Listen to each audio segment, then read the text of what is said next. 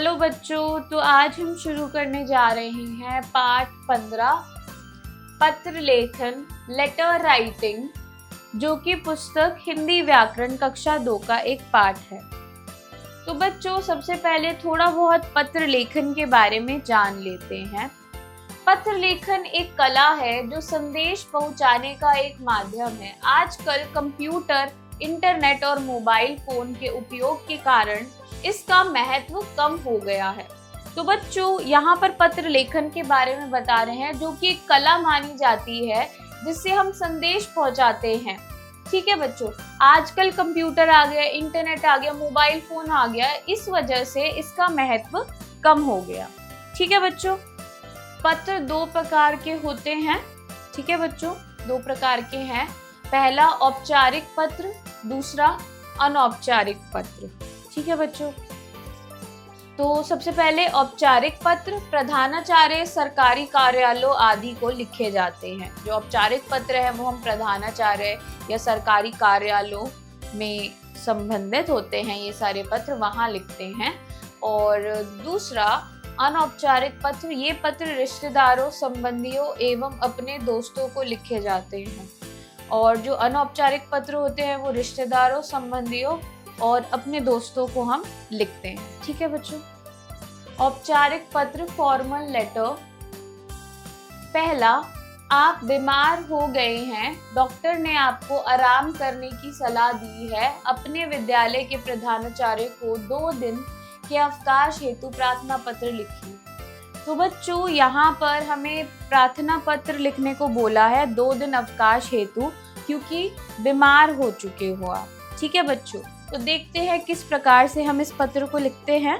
सेवा में प्रधानाचार्य, ठीक है बच्चों, डैश विद्यालय, यहाँ पर अपने विद्यालय का नाम जो भी होगा वो लिखते हैं। अगला डैश नई दिल्ली, यहाँ पर नई दिल्ली में जो जिस भी जगह पर आपका जो स्कूल है, विद्यालय है, जहाँ पर भी है उस जगह का नाम, जैसे राजौरी गार्डन, जनकपुरी, इसी प्रकार से जो जिस भी जगह पर है वहाँ लिखेंगे। फिर हम लिखते हैं विषय। विषय यानी कि जिस चीज से संबंधित हम पत्र लिख रहे हैं। ठीक है बच्चों, तो जैसे 2 दिन के अवकाश के लिए प्रार्थना पत्र। ठीक है बच्चों, हमने ये लिखा। अब महोदय, सविनय निवेदन है कि मैं कक्षा डैश का छात्र हूँ। अचानक कल रात से मेरी तबीयत खराब हो जाने के कारण डॉक्टर ने मुझे 2 दिन आराम करने के लिए कहा है। तो यहाँ बोल रहे हैं कि वह यहाँ पर अपनी कक्षा सबसे पहले बतानी है। जैसे हम लिख देते हैं कक्षा दूसरी, क्योंकि आप सभी कक्षा दूसरी के ही छात्र होंगे, है ना। और अचानक से क्या हो गई, तबीयत खराब हो गई है और जो डॉक्टर है उन्होंने 2 दिन आराम करने के लिए सलाह दी है या कहा है, आप इस प्रकार लिख सकते हैं। ठीक है बच्चों, आगे, इसलिए मुझे दिनांक डैश और डैश का अवकाश देने की कृपा करें।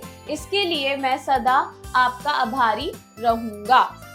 तो बच्चों, यहाँ पर आप दिनांक लिखेंगे, जिन भी 2 दिनांक के लिए आपको छुट्टी चाहिए, और अंत में आप लिखते हैं इसके लिए मैं सदा आपका आभारी रहूंगा या आपकी बहुत कृपा रहेगी। इस प्रकार से अंत में आप लिखते हैं।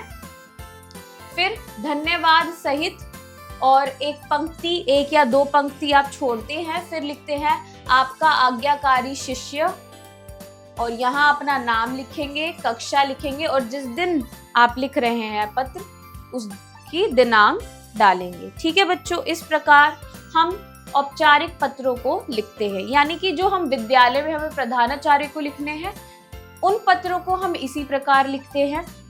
ठीक है बच्चों, अगला अनौपचारिक पत्र इनफॉर्मल लेटर। दूसरा, जन्मदिन पर उपहार भेजने के लिए बुआ जी को धन्यवाद पत्र।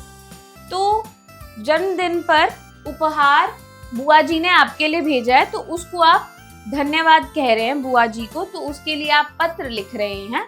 ठीक है बच्चों, तो सबसे पहले यहाँ पर आप जहाँ पर भी रहते हैं उधर का आप पता लिखेंगे 2 लाइनों में। ठीक है बच्चों, 2 पंक्तियों में, और दिनांक यहाँ पर आएगी। फिर हम लिखते हैं आदरणीय बुआ जी। ठीक है बच्चों, जो भी हमसे बड़े होते हैं उनके लिए हम आदरणीय लिखते हैं, जो हमसे छोटे हैं या हमारे समान आयु के हैं उनके लिए हम प्रिय प्रयोग करते हैं बच्चों। ठीक है, अब आगे हमने लिखा चरण स्पर्श। इस प्रकार से आप नमस्ते भी लिख सकते हैं। ठीक है बच्चों, ये केवल सिर्फ हम जो अनौपचारिक पत्र होते हैं उनमें लिखते हैं, 2 बार संबोधन। ठीक है बच्चों, अगला यहाँ पर हमारा जो हमारी महत्वपूर्ण सूचना है या जिससे संबंधित हम लिख रहे हैं पत्र, वह मध्य भाग में आता है। ठीक है बच्चों, तो देखते हैं, आपने मेरे जन्मदिन पर जो उपहार भेजा था उसे पाकर मुझे बहुत प्रसन्नता हुई। घूम घूम कर नाचने वाली गुड़िया देखकर मैं झूम उठी। मेरे पास ऐसी एक भी गुड़िया। तो बच्चों, यहाँ पर आप शुरुआत में ही आपने बोला कि आपने जो मेरे जन्मदिन पर उपहार भेजा उसे पाकर मुझे बहुत प्रसन्नता हुई, खुशी हुई। इस प्रकार से आप लिख सकते हैं शुरुआत में ही आप, या फिर इस प्रकार से भी शुरुआत कर सकते हैं, नमस्ते। मतलब यहाँ पर तो आपने लिख दिया चरण स्पर्श, फिर आप शुरुआत में लिख सकते हैं, आप कैसी हो बुआ जी, मैं आशा करती हूँ कि आप ठीक होंगे, घर पर भी सब ठीक होंगे, भाई बहन भी ठीक होंगे। फिर आप इस प्रकार से भी शुरुआत कर सकते हैं। और दूसरा तरीका होता है कि आप शुरुआत में ही इस प्रकार से लिखें। ठीक है बच्चों, तो यहाँ पर आपने लिखा और फिर आपने बताया कि आपने जो गुड़िया देखी उसको देखकर आपको बहुत खुशी हुई। वैसी गुड़िया आपके पास थी नहीं। जो भी आपके मन में विचार आते हैं आप पत्र में बीच में मध्य भाग में लिख सकते हैं। ठीक है बच्चों, अगला, नहीं थी। मैंने अपनी सहेलियों को अपनी गुड़िया दिखाई तो उनका मन भी मचल उठा। मैं इस सुंदर उपहार को हमेशा संभाल कर रखूंगी। फूफा जी को मेरा प्रणाम और प्रिया को मेरा प्यार। तो आगे आपने ये भी बताया कि मैंने अपनी सहेलियों को भी वह गुड़िया दिखाई और सबको वो बहुत पसंद आई। ठीक है, और आगे आपने लिखा कि वह जो सुंदर उपहार है वो किसी को नहीं देंगी, और अंत में आपने ये भी लिखा कि फूफा जी को प्रणाम देना और जो आपकी बहन है प्रिया उसको मेरा प्यार देना। ठीक है बच्चों, इस प्रकार से आप लिख सकते हैं और अंत में आपने आपकी भतीजी और अंत में आप अपना नाम लिखेंगे। इस प्रकार हम लिखते हैं पत्र, अनौपचारिक पत्र। ठीक है बच्चों, अब आ गया अभ्यास, लेखन कौशल, राइटिंग स्किल। प्रश्न 1, आर्थिक सहायता पाने के लिए प्रधानाचार्य को आवेदन पत्र लिखिए। तो बच्चों, जिस प्रकार से हमने अभी देखा था, जो हमने औपचारिक पत्र देखा, प्रधानाचार्य को हम बीमार हो गए थे, तबीयत खराब थी, तो 2 दिन के अवकाश के लिए हमने पत्र लिखा था, उसी प्रकार इसकी भी रूपरेखा रहती है।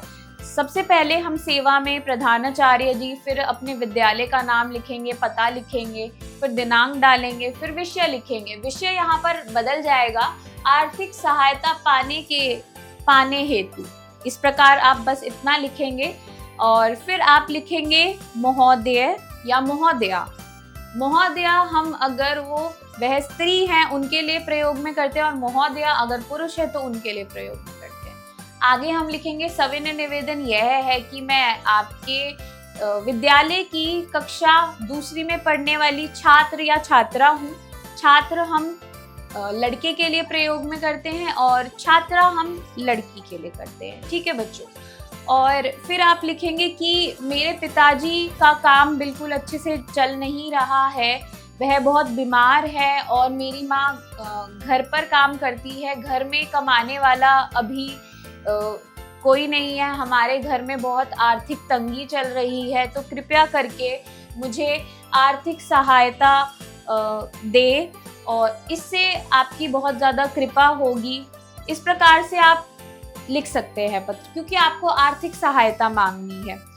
फिर आप लिखेंगे 2-3 पंक्ति छोड़कर आप लिखेंगे आपकी आज्ञाकारी शिष्य या शिष्य, अपना नाम, कक्षा और दिनांक। ठीक है बच्चों, इस प्रकार से ये पत्र लिखा जाता है। हम प्रश्न 2 पर आते हैं, मित्र को उपहार भेजने के लिए धन्यवाद पत्र लिखिए। तो मित्र ने उपहार भेजा है, ये बहुत ज़्यादा समान है जैसे अभी हमने पढ़ा था, जो पत्र हमने समझा अभी अनौपचारिक पत्र में, कि बुआ जी ने उपहार भेजा है, आपने उनको उसके लिए धन्यवाद कहा है, तो आप उसी प्रकार लिख सकते हैं। बस यहाँ पर कुछ चीज़ें बदलाव होती है। शुरुआत में रूपरेखा बिल्कुल समान रहेगी, कोई बदलाव नहीं है। केवल संबोधन जो है हिस्सा, वहाँ से बदलाव आएगा थोड़ा सा। जैसे कि वहाँ हमने प्रयोग में लाया था आदरणीय बुआ जी, यहाँ हम लिखेंगे प्रिय, जो भी आपके मित्र का नाम है, या फिर आप मित्र लिख सकते हैं, प्रिय मित्र। और आगे हम लिखेंगे तुम कैसे हो। तुमने जो मुझे उपहार भेजा मेरे जन्मदिन पर, मुझे वो बहुत अच्छा लगा। वह जो गाड़ी थी वो रिमोट कंट्रोल है और मेरे पास ऐसी गाड़ी कोई थी नहीं। इस प्रकार से आप ये सारी चीजें उसमें लिख सकते हैं। ठीक है बच्चों। और अंत में आप धन्यवाद लिखकर और तुम्हारा मित्र और अपना नाम लिखकर खत्म कर सकते हैं पत्र को। ठीक है बच्चों। आगे प्रश्न 3, बड़े भाई को पत्र लिखकर अपनी पढ़ाई के बारे में बताइए। तो बच्चों इस पत्र में आपको अपने बड़े भाई को पत्र लिखना है। तो मैं केवल अभी मध्य भाग की बात करती हूँ कि आप इसमें क्या क्या पंक्तियां लिख सकते हैं। और जो शुरुआती रूपरेखा रहेगी वो जैसे अनौपचारिक पत्र जो बाकी होते हैं उनकी रहेगी। केवल संबोधन जो होगा वहां पर अंतर आता है। बाकी आप काफी सारी चीजें जो रूपरेखा होती है वो सेम रहती है, समान रहती है। ठीक है बच्चों। तो आप मध्य भाग में लिख सकते हैं, भाई आप कैसे हैं, आपकी बहुत याद आती है। मैं आपको यह बताना चाहता था मेरी परीक्षा आ रही है, उसके लिए मैं बहुत अच्छे से पढ़ाई कर रहा हूँ। दिन के 5 घंटे मैं पढ़ता हूँ और हर विषय को मैं ध्यान लगाकर उसके लिए मैंने एक समय निश्चित कर रखा है, उसके अनुसार मैं पढ़ाई कर रहा हूँ। इस बार मैं परीक्षा में बहुत अच्छे अंक लाने का प्रयास कर रहा हूँ। इस प्रकार से आप ये सारी पंक्तियां लिख सकते हैं पत्र के अंदर। ठीक है बच्चों। अगला प्रश्न 4, अपने मित्र को पत्र लिखकर अपनी हरिद्वार यात्रा के बारे में बताइए। तो बच्चों यहाँ पर आपको अपने मित्र को पत्र लिखना है और आपने जो हरिद्वार यात्रा की है उसके बारे में विस्तरण करना है। ठीक है बच्चों। तो इसमें आप लिख सकते हैं मध्य भाग में कि आप हरिद्वार गए थे अपने परिवार के साथ। आपने वहाँ बहुत ज़्यादा मज़े किए। आपने वहाँ पर गंगा मैया के दर्शन किए, वहाँ की आरती देखी, उसमें स्नान किया और वहाँ पर काफ़ी सारे मंदिर हैं, वहाँ भी घूमा, वहाँ का खाना भी अच्छा है। ये सारी चीज़ें जो भी होती है आप लिख सकते हैं। ठीक है बच्चों। तो बच्चों मैं आशा करती हूँ कि आपको यह पाठ समझ में आया होगा। हम मिलते हैं अगली कक्षा में। बाय।